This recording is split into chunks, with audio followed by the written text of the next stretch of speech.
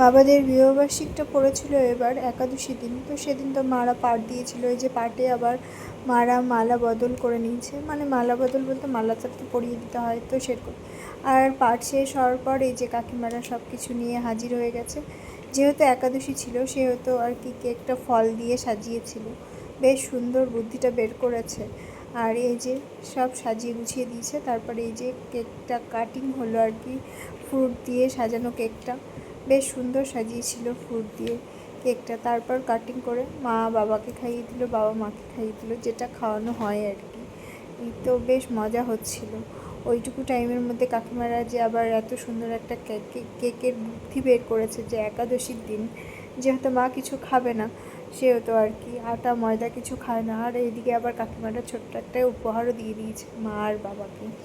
তো এই যে উপহারটা দিয়ে দিয়েছে মা, তখন আর কি কিছু না পেরে ছানার পায়েস আর আইসক্রিমের একটু আয়োজন করেছিল, তো ওই ছোট্ট করে আর কি সেলিব্রেশন হলো।